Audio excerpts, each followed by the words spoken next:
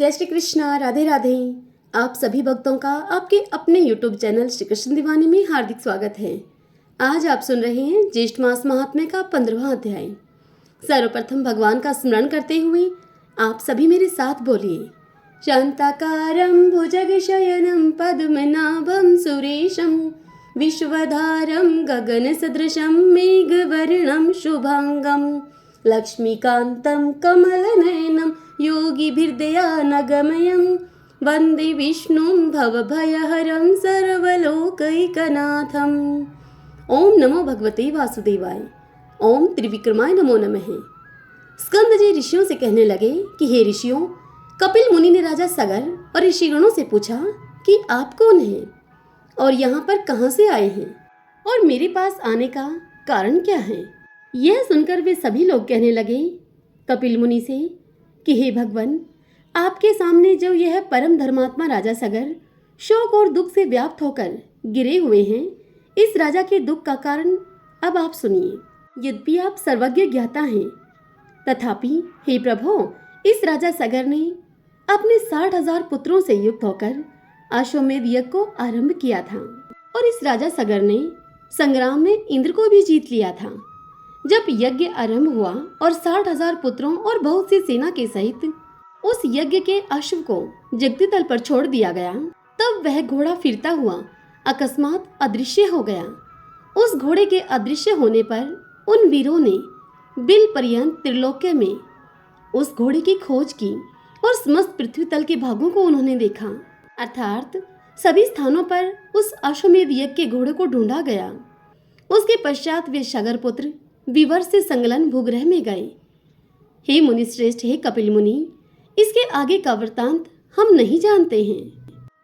तब उन सब की बातें सुनकर समाधि के द्वारा सब समाचार जानकर कपिल मुनि उन समस्त ऋषियों से बोले कि हे ऋषियों, इस कर्म को गुप्त रूप से करने वाला इंद्र है। वह इंद्र यज्ञ के इस घोड़े को मेरे पास बांधकर स्वयं अपने लोक को चला गया। सगर पुत्र तथा राज्य के मंत्री और अश्व के रक्षकों ने मुझको चोर समझकर यहाँ पर बांध दिया और मुझे सभी फिर मारने पीटने लगे। तदंतर मेरी क्रोध अग्नि से सभी सगर पुत्र आदि जल गए। मैंने उनको जानबूझकर भस्म नहीं किया है।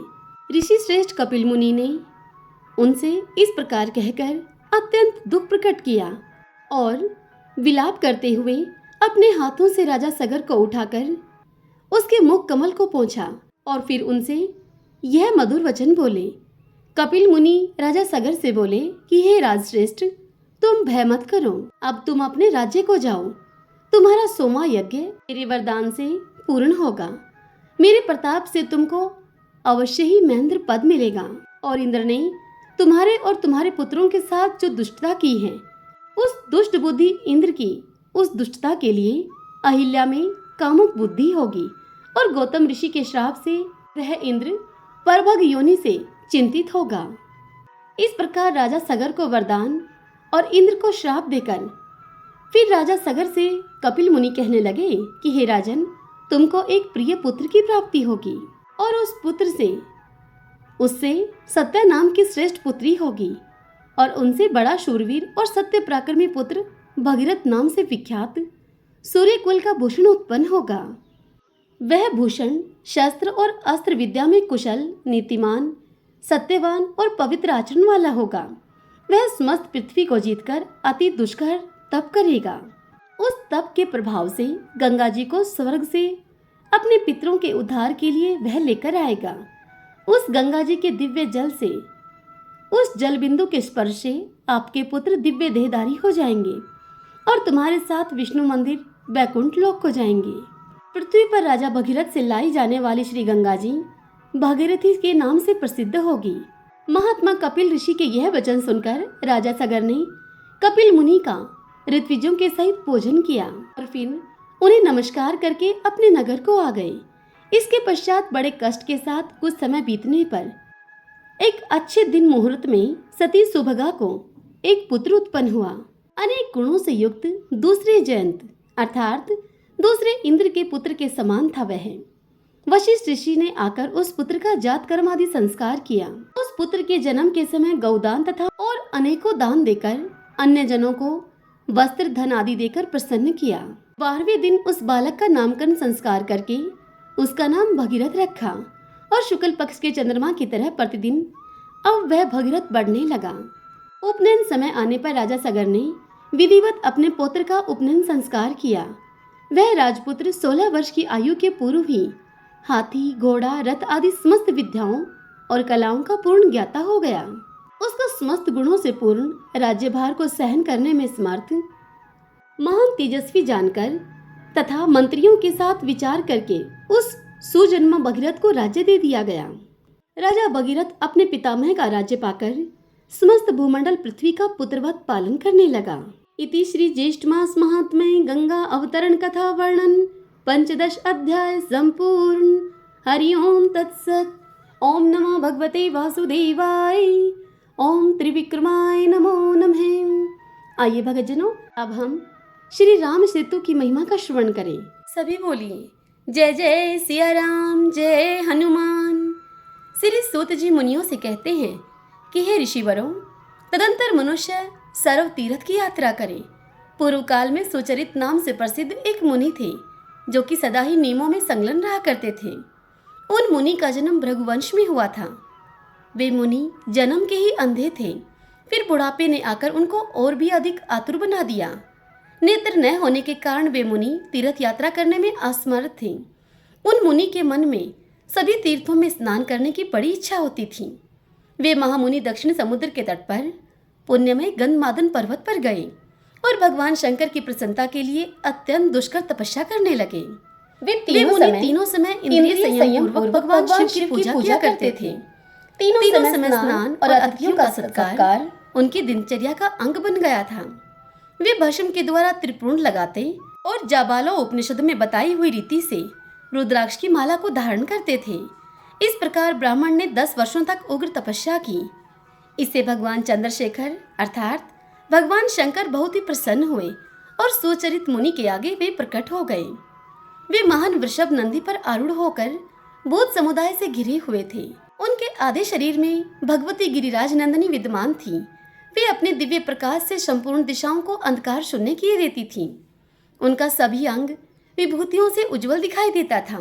वे जटाभार से शोभा पा रहे थे। भगवान शिव ने अपने स्वरूप का दर्शन कराने के लिए उन मुनि को 2 नेत्र प्रदान किए। नेत्र मिलने के पश्चात उन सुचरित मुनि ने परमेश्वर शिव का दर्शन करके प्रसन्नचित होकर उनकी इस प्रकार से स्तुति की। मुनि सुचरित कहने लगे, हे देव महेश्वर, आपकी जय हो। हे कल्याणकारी दुर्जटे, आपकी जय हो। ब्रह्मा आदि देवताओं के पूजनीय हे देव, आप त्रिपुरासुर के विनाशक तथा काल के भी काल हैं। आपकी जय हो। कामदेव का विनाश करने वाले हे निर्मल परमेश्वर, आपकी जय हो। हे शिव, आप संसार रोग का निवारण करने वाले वैद्य, संपूर्ण भूतों के रक्षक तथा अविनाशी देवता हैं। आपकी जय हो। हे त्रिलोचन, आपने भक्तों की रक्षा का व्रत ग्रहण किया है। आपको नमस्कार है। हे व्योमकेश, आपको नमस्कार है। हे करुणा विग्रह, आपकी जय हो। नीलकंठ, आपको नमस्कार है। आप संसार बंधन से छुड़ाने वाले हैं। आपकी जय हो। हे महेश्वर, हे परमानंद स्वरूप, आपको नमस्कार है। हे गंगाधर, आपको नमस्कार है। हे विश्वेश्वर, हे सुख स्वरूप अविनाशी देव, आपको नमस्कार है। आप भगवान वासुदेव हैं। हे शंभो, आपको नमस्कार है। आप सर्व, उग्र, भ्रग एवं कैलाशपति को नमस्कार है। हे करुणा सिंधु, अपनी कृपा दृष्टि से देखकर मेरी रक्षा कीजिए। हे भगवान हर, मेरे चरित्र की ओर न देखकर अपनी दया से ही मेरा उद्धार कीजिए। इस प्रकार स्तुति करने पर भगवान उमानाथ ने सुचरित मुनि से कहा। भगवान शंकर बोले कि हे मुने, तुम कोई मनोवांछित वरदान मांगो। तब मुनि ने दया निधान शिवजी से कहा कि भगवान, हे चंद्रशेखर, वृद्धावस्था के कारण मेरा शरीर बहुत ढीला हो गया है, इसीलिए मैं कहीं भी जाने में असमर्थ हूँ। तथापि सभी तीर्थों में स्नान करने की मेरी बड़ी इच्छा है। अतः सब तीर्थों में स्नान करने से मनुष्य जिस फल को पाता है, उसी फल की प्राप्ति का साधन मुझे भी आप बताइए। यह सुनकर महादेव जी बोले, श्री रामचंद्र जी के सेतु से पवित्र हुए इस गंधमादन पर्वत पर मैं संपूर्ण तीर्थों का आह्वान करूंगा। इस प्रकार उस मुनि से यों कहकर महादेव जी ने उस मुनि की प्रसन्नता के लिए वहां सभी तीर्थों का आह्वान किया और सुचरित से भगवान शंकर ने इस प्रकार कहा। शिवजी बोले, हे मुनि, यह सब तीर्थों का निवास होने से इसका नाम सर्व तीर्थ होगा। यह सर्व तीर्थ बड़े बड़े पातकों का नाश करने वाला होगा। अतः शीघ्र मुक्ति पाने के लिए इस तीर्थ में स्नान करो तुम। यह काम, मोह, भय, क्रोध, लोभ और रोग आदि का नाशक, तत्काल मोक्ष की प्राप्ति का साधन, जन्म मृत्यु आदि ग्रह समूह से भरे हुए संसार समुद्र से पार उतारने वाला तथा कुंभीपाक आदि समस्त नरकों की आग को बुझा देने वाला है। भगवान शंकर के ऐसा कहे जाने पर सुचरित ने उन भगवान शंकर के समीप ही सर्व तीर्थ में स्नान किया। स्नान करके जब वे जल से बाहर निकले तब सब मनुष्यों ने देखा कि उनके शरीर में वृद्धावस्था की झुर्रियां अब नहीं रह गई हैं और वे मुनि अत्यंत ही सुंदर और तरुण हो गए हैं। तदंतर महादेव जी ने कहा उन मुनि से, हे सुचरित्र, तुम इस तीर्थ के किनारे रहते हुए मुझ मुक्तिदाता शिव का स्मरण करते हुए सदा इसी तीर्थ में स्नान करो। अन्य देशों के तीर्थों में तुम मत जाओ। अंत में इस तीर्थ के महात्म्य से तुम मुझे अवश्य प्राप्त कर लोगे। दूसरे मनुष्य भी जो इस तीर्थ में स्नान करेंगे वे मुझे प्राप्त कर लेंगे। ऐसा कहकर महादेव जी वहीं पर अंतर्ध्यान हो गए। उसके बाद सुचरित मुनि बहुत समय तक उस सर्व तीर्थ के किनारे पर टिके रहे। वे मन को संयम में रखते हुए सदा उसी तीर्थ में स्नान किया करते थे। देहावसान होने पर उन्होंने सब बंधनों से मुक्त होकर भगवान शिव का सायुज्य प्राप्त कर लिया। इस प्रकार यहाँ सर्व तीर्थ के महात्म्य का वर्णन किया गया है। जो मनुष्य इसे पढ़ता अथवा सुनता है वह सभी पापों से मुक्त हो जाता है। अत्यंत ही पावन सर्व तीर्थ में स्नान करने के पश्चात मनुष्य ब्रह्म हत्या आदि पापों का नाश करने वाली धनुष कोटि में स्नान करने के लिए जाए। धनुष कोटि में उस धनुष कोटि का स्मरण कर लेने मात्र से मनुष्य मुक्त हो जाता है। जो लोग धनुष कोटि का दर्शन, उसमें स्नान अथवा उस धनुष कोटि तीर्थ की चर्चा करते हैं वे 28 भेदों वाले नरक में कभी नहीं पड़ते हैं। मनुष्यों को तुला पुरुष के दान से जो फल मिलता है वही धनुष कोटि में गोता लगाने मात्र से मिल जाता है। एक सहस्त्र गौदान करने से जिस पुण्य की प्राप्ति होती है वही पुण्य धनुष कोटि में स्नान करने से प्राप्त हो जाता है। धर्म, अर्थ, काम और मोक्ष, इन चारों में से मनुष्य जिस जिस पुरुषार्थ की इच्छा करता है उस पुरुषार्थ को धनुष कोटि में स्नान करने मात्र से तत्क्षण ही वह प्राप्त कर लेता है। धनुष कोटि तीर्थ सभी पातकों का नाशक, अद्वैत ज्ञान देने वाला, भोग और मोक्ष को प्रदान करने वाला, अभीष्ट मनोरथों का दाता तथा अज्ञान को दूर करने वाला है। उसके होते हुए भी मनुष्य उस तीर्थ को छोड़कर अन्यत्र रमता है तो यह बड़े ही आश्चर्य की बात है। सारी बात सुनकर सूत जी की मुनियों ने उनसे पूछा कि हे सूत जी, उस तीर्थ का नाम धनुष तीर्थ कैसे हुआ, यह बताइए। तब सूत जी मुनियों से बोले कि समस्त लोकों के लिए कंटक रूप रावण जब युद्ध में श्री रामचंद्र जी के हाथों से मारा गया और विभीषण को लंका के राज्य पर स्थापित कर दिया गया, तब सीता, लक्ष्मण तथा सुग्रीव आदि वानरों के साथ श्री रामचंद्र जी गंधमादन पर्वत पर आए। वहां आने पर धर्माज्ञ विभीषण ने महात्मा रघुनाथ जी से हाथ जोड़कर उनसे प्रार्थना की। वे बोले कि हे भगवान, आपके बनाए हुए इस सेतु के मार्ग से सभी बल अभिमानी राजा आकर मेरी लंकापुरी को पीड़ित करेंगे, अतः आप अपने धनुष की कोटि से इस सेतु को तोड़ डालिए। विभीषण के इस प्रकार प्रार्थना करने पर श्री रामचंद्र जी ने धनुष की कोटि से उस पुल को तोड़ डाला।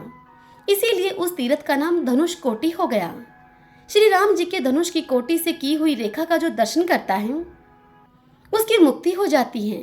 नर्मदा के तट पर किया हुआ तप बड़े बड़े पातकों का नाश करने वाला है। गंगा तट पर मृत्यु हो तो वह मोक्ष रूप फल देने वाली है। और कुरुक्षेत्र में दिया हुआ दान, वह दान तो ब्रह्म हत्या आदि पापों को शुद्ध करने वाला है। किंतु धनुष कोटि में तप, मृत्यु अथवा दान कोई भी क्यों न हो, वह सभी महापातकों का नाश, मोक्ष की प्राप्ति और मनोरथ की सिद्धि कराने वाला होता है। मनुष्य तभी तक पातकों और उपपातकों से पीड़ित होता है जब तक कि वह उसे मोक्षदायक धनुष कोटि का दर्शन नहीं होता, उस धनुष कोटि का वह दर्शन नहीं कर लेता। धनुष कोटि का दर्शन करने वाले पुरुष के हृदय की अज्ञानमय ग्रंथि कट जाती है, उसके सब संशय नष्ट हो जाते हैं और समस्त पाप कर्मों का क्षय हो जाता है। पृथ्वी पर 10 कोटि सहस्त्र तीर्थ हैं। उन सभी तीर्थों का निवास इस धनुष कोटि में है। धनुष कोटि में तपस्या करके देवता और महर्षि बड़ी बड़ी सिद्धियों को प्राप्त हुए हैं।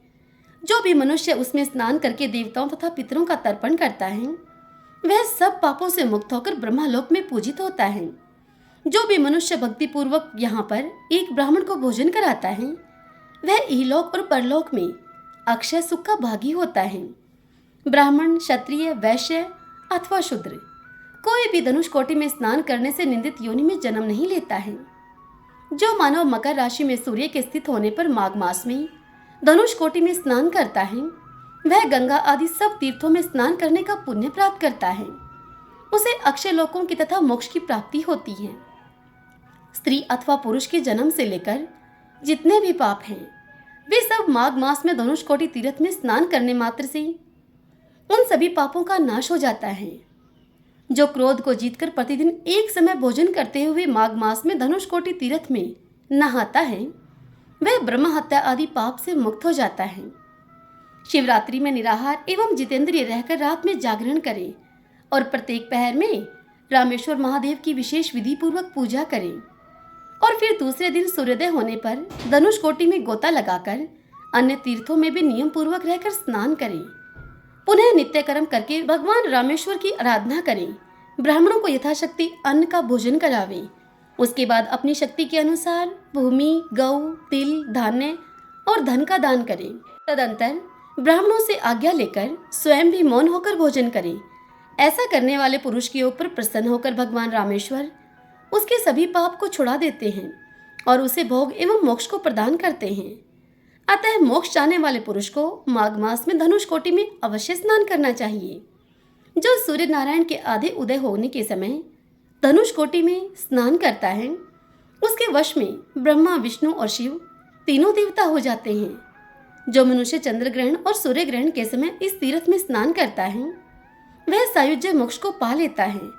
हे मुनिवरों, तुम सब कुछ छोड़कर भोग और मोक्ष रूप फल देने वाले परम पवित्र धनुष कोटि तीर्थ को जाओ और वहां पर जाकर पितरों को पिंडदान करो, क्योंकि वहां पर पिंडदान करने से कल्प पर्यंत पितरों की तृप्ति होती है। सेतुमूल, धनुष कोटि और गंधमादन पर्वत ये देव निर्मित तीर्थ स्थानों ये तीनों स्थान ऋण से छुटकारा दिलाने वाले कहे गए हैं। इसीलिए सर्वथा प्रयत्न करके धनुष कोटि का सेवन करना चाहिए। द्रोणाचार्य का पुत्र अश्वत्थामा धनुष कोटि में आकर यहाँ नियम पूर्वक स्नान करके सोते हुए बालकों को मारने के भयंकर पाप से क्षण भर में ही मुक्त हो गया था। हरि ओम तत्सत। ओम नमो भगवते वासुदेवाय। ओम त्रिविक्रमाय नमो नमः। जय जय सिया राम, जय हनुमान। ओम सूर्याय नमो नमः। आइए भगतजनों, अब हम संकीर्तन करते हुए इस कथा का समापन करते हैं। श्री कृष्ण गोविंदे हरे मुरारी, हे नाथ नारायण वासुदेवम। श्री कृष्ण गोविंदे हरे मुरारी, हे नाथ नारायण वासुदेवम। श्री कृष्ण गोविंदे हरे मुरारी, हे नाथ नारायण वासुदेवम। श्री कृष्ण गोविंदे हरे मुरारी, हे नाथ नारायण वासुदेवम। श्री कृष्ण गोविंदे हरे मुरारी, हे नाथ नारायण वासुदेवम। ओम श्री कृष्णाय नमो